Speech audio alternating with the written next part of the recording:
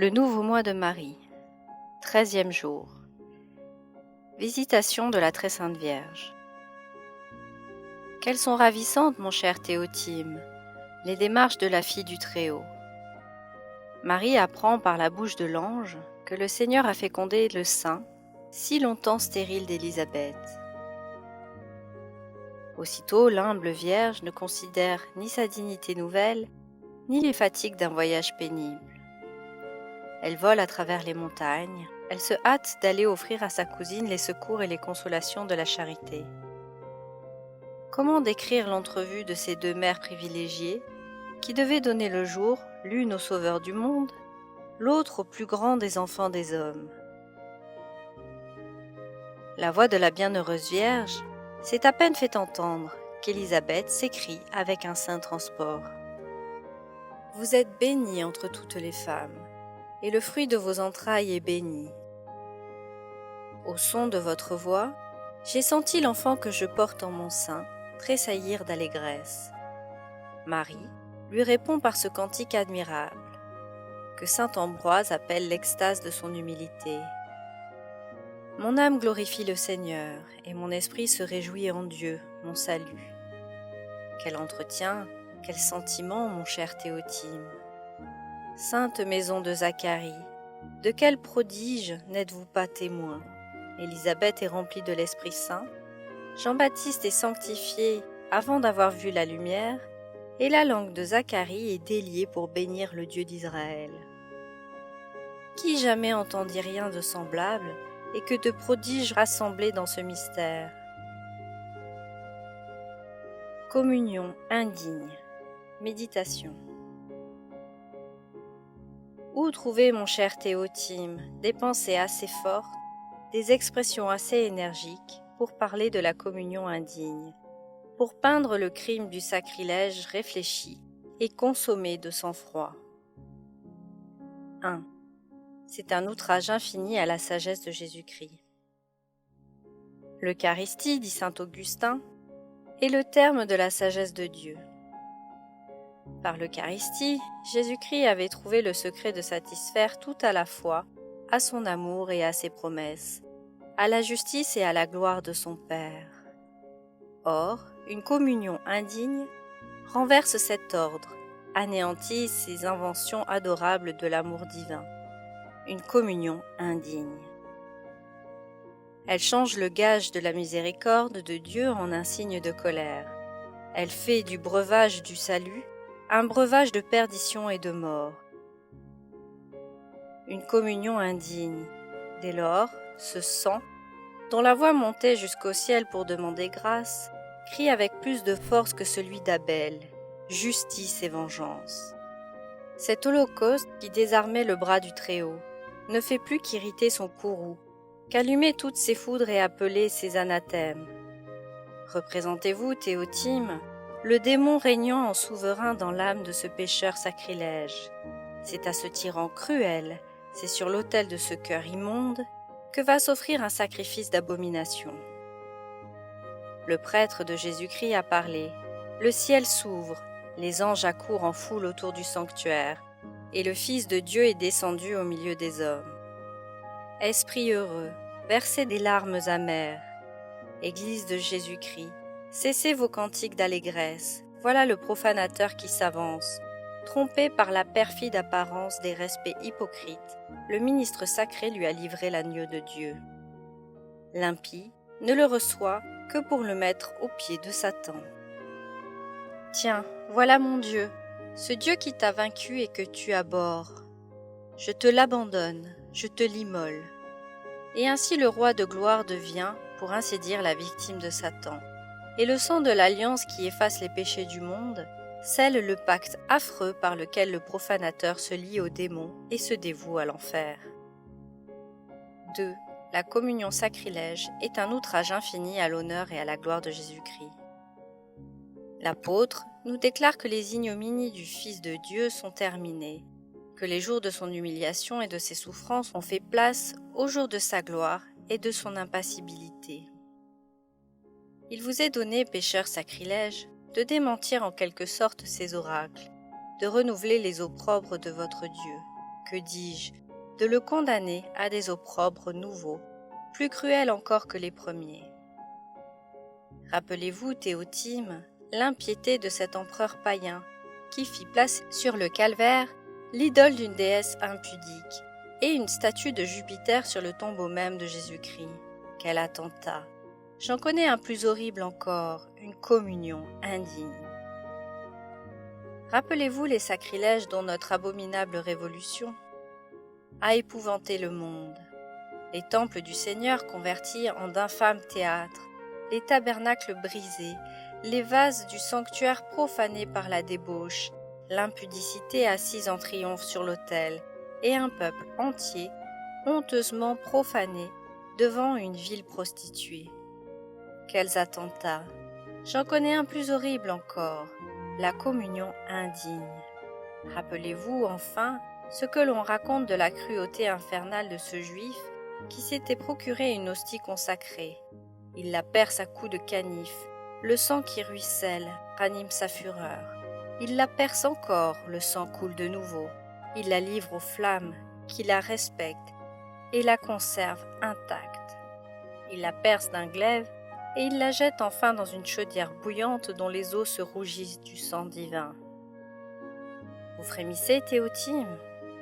Ah, j'ose dire qu'il est un attentat plus horrible encore, la communion indigne.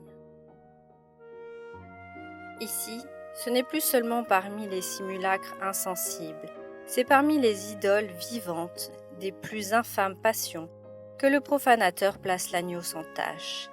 Il associe les membres du Dieu 3 fois saint à des membres prostitués aux habitudes les plus honteuses.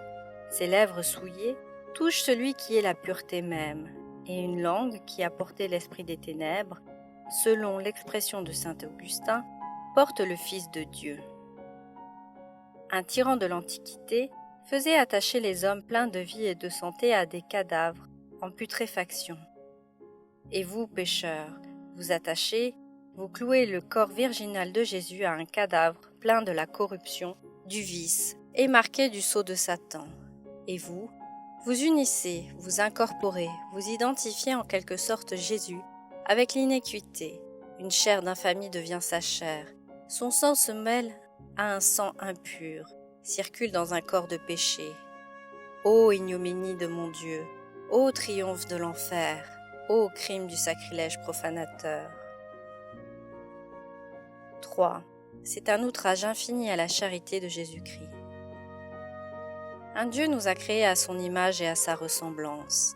Un Dieu s'est dépouillé de sa gloire, s'est incarné pour notre salut dans le sein d'une vierge et a expié sur une croix. Ce n'est pas assez un Dieu habitant au milieu de nous, vivant pour nous. Devient notre nourriture dans l'Eucharistie. Voilà le dernier effort de l'amour. In finem, delexit. Jean, chapitre 13, verset 1. L'institution de l'Eucharistie est le terme de la charité de Dieu. Oui, mon cher Théotime, mais aussi la profanation de l'Eucharistie est le terme de la malice de l'homme. Écoutez l'apôtre saint Paul, celui qui communie indignement est coupable du corps et du sang du Seigneur. L'homicide répond de la vie de son semblable, le scandaleux répond de son âme, mais celui qui porte un péché mortel à la table sainte répond du corps et du sang de Jésus-Christ. Dans tout péché mortel, je le sais, Dieu est offensé infiniment. Mais il n'est offensé, pour ainsi dire, que par contre-coup. C'est un trait impuissant qui expire au pied du trône de cette inaccessible majesté. Dans la communion indigne, Dieu est directement, personnellement attaqué. Le profanateur le poursuit réellement dans son corps, dans son âme, dans sa divinité. Il se fait à la lettre. L'homicide de Jésus-Christ, dit saint Chrysostome, Christicida. Ainsi, mon cher Théotime, vous dirais-je qu'une communion indigne est un acte de l'ingratitude la plus noire? Quoi? Vous, enfant de l'Église, héritier du ciel, frère, membre de Jésus-Christ, l'outrager dans le sacrement de son amour, à l'instant même où il se donne à vous? le poursuivre jusque sous les voiles mystiques sous lesquels il ne se cachait que pour s'unir plus intimement à vous? Aussi vous dirais-je que c'est un acte de malice inouïe. Ici, point de ces passions furieuses qui troublent et aveuglent. De sang-froid, avec calme et réflexion, le sacrilège conçoit, combine et exécute son crime. Le démon règne dans son âme, il le sait. C'est un Dieu qu'il va recevoir. Il s'agit peut-être d'un anathème éternel. Il le sait encore et il consomme le crime. Mon cher Théotime, tout est renfermé dans ce seul mot. La communion indigne est un déicide. 4. Enfin, c'est un crime que le Seigneur punit par le plus terrible châtiment. Celui qui reçoit indignement le corps et le sang de Jésus-Christ boit et mange sa propre condamnation, c'est-à-dire que le profanateur de l'Eucharistie est un pécheur à part, puisque le Seigneur établit une épouvantable différence entre lui et les autres pécheurs. Dès cette vie, dès le moment même qu'il a commis le forfait, le procès est instruit, la sentence prononcée, l'arrêt presque exécuté. Le procès est instruit. Les autres pécheurs sont cités à la mort devant le tribunal du souverain juge. Le livre fatal où sont écrites les œuvres de l'homme sera produit. Les anges seront pris à témoin. Satan lui-même accusera le coupable. Mais ici, toute procédure est inutile. L'indigne communion portant lui-même l'accusateur, le témoin, le juge et la conviction de son crime. Judicium, sibi, menducat et bibit. Corinthiens chapitre 11, verset 29. La sentence est prononcée. Dans l'Antiquité, on contraignait les criminels d'avaler leur arrêt de mort pour leur apprendre qu'il était irrévocable. Or, il se passe quelque chose de semblable dans la condamnation du sacrilège. Elle est, en quelque sorte, écrite dans son corps avec le sang de Jésus-Christ. Ô pensée terrible, le coupable ne fait plus qu'un avec la sentence. Elle lui est incorporée, elle coule dans ses veines. Elle est, pour ainsi dire, unie avec toutes les parties de son être. Judicium, sibi, menducat et bibit. Enfin, l'arrêt ne semble-t-il pas exécuté? Quelque chose de l'anathème qui a frappé la déicide Jérusalem pèse sur la tête du sacrilège. Même abandon du Seigneur. Les anges, en s'éloignant, se sont écriés « Sortons d'ici, exeamus !» Même aveuglement. Au milieu des plus vives clartés, il apporte un bandeau sur les yeux. Il ne voit plus rien, ni l'énormité de son attentat, ni l'enfer ouvert sous ses pieds et prêt à l'engloutir. Même endurcissement, quelle voie de salut lui reste-t-il encore? Le sacrement de pénitence? Hélas, il n'ose avouer son crime. D'ailleurs, les profanations lui sont devenues familières, et un abîme invoque un autre abîme. Les remords? Jusque-là, la conscience réclamait, elle lui réclamait avant le crime. Malheureux, que vas-tu faire? Et après le crime? Malheureux, qu'as-tu fait? Mais une communion indigne en amène d'autres plus indignes. Peu à peu, les remords sont étouffés et le sang de Jésus-Christ profané. C'est changé en un calice d'assoupissement qui endort le pécheur dans son impiété. C'en est donc fait, sa réprobation est consommée. Je me trompe, elle ne l'est pas encore. Oui, Théotime, il y a un moyen de réparer la communion sacrilège. C'est une communion bien faite. Oh, vous qui avez eu le malheur de placer votre Dieu dans le temple du démon, ne désespérez point, je vous en conjure. Allez à Marie, avec un cœur plein de repentir et de confiance. Elle vous obtiendra un don de force pour confesser votre péché, un don de larmes pour le pleurer, et le même sang qui vous avait réprouvé va vous absoudre et vous justifier. Exemple. Lothaire, roi de Lorraine, se dégoûta de Thietberg, son épouse. Une jeune personne, nommée Waldrade, avait pris la place de la reine dans le cœur de ce prince infortuné. L'affaire avait été déférée au pape Nicolas. Lothaire fut excommunié et condamné à quitter Waldrade. Sur ces entrefaites, le souverain pontife mourut et eut pour successeur Adrien. Le roi, espérant trouver le nouveau pape plus facile que son prédécesseur, lui fit 1000 protestations trompeuses et demanda la permission d'aller à Rome pour recevoir l'absolution des censures qu'il avait encourues. Il souhaitait de plus que le souverain pontife se réconciliât solennellement en célébrant les saints mystères en sa présence et en lui donnant la communion de sa main. Adrien, après avoir pris les mesures qu'exigeait la prudence, se rendit à ses désirs. Mais au moment de la communion, prenant la Sainte Eucharistie et se tournant vers le roi, « Prince, lui dit-il, d'une voix haute et distincte, si vous avez fait une ferme résolution de n'avoir plus de commerce avec Waldrade, approchez avec confiance et recevez le sacrement de la vie éternelle. Mais si votre pénitence n'est pas sincère, n'ayez pas la témérité de recevoir le corps et le sang de votre Seigneur et de vous incorporer en le profanant votre propre condamnation. » Lothaire frémit sans doute de ces mots, mais l'excès du crime était résolu. Il le consomma.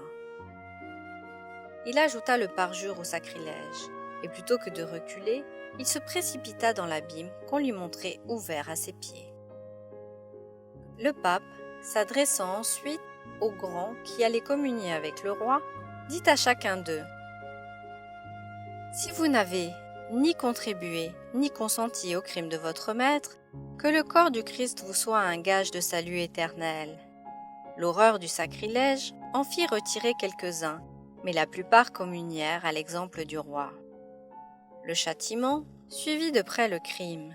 À peine arrivé à Lucques, Lothaire et les seigneurs qui l'accompagnaient furent attaqués d'une fièvre maligne qui produisit les effets les plus étranges et les plus effrayants. Les cheveux, les ongles, la peau même, leur tombaient, tandis qu'un feu intérieur les dévorait. La plupart moururent sous les yeux du roi. Il ne laissa pas de continuer sa route, uniquement occupé de l'objet de son aveugle passion. Arrivé à Plaisance, il perdit la connaissance et la parole et mourut sans donner aucun signe de repentir. On observa que ceux de sa suite qui avaient profané avec lui le corps de notre Seigneur périrent de la même manière. Ceux qui s'étaient retirés de la table sainte furent les seuls que la mort épargna, en sorte qu'on ne put méconnaître la juste vengeance du ciel. Histoire de l'Église par Béraud Bercastel. Pratique. Avant de communier, éprouvez-vous selon le conseil de l'apôtre. Si vous avez eu le malheur de profaner le corps de Jésus-Christ, ne désespérez pas de vous-même, mais demandez à Marie le courage de sortir de ce funeste état par une confession sincère.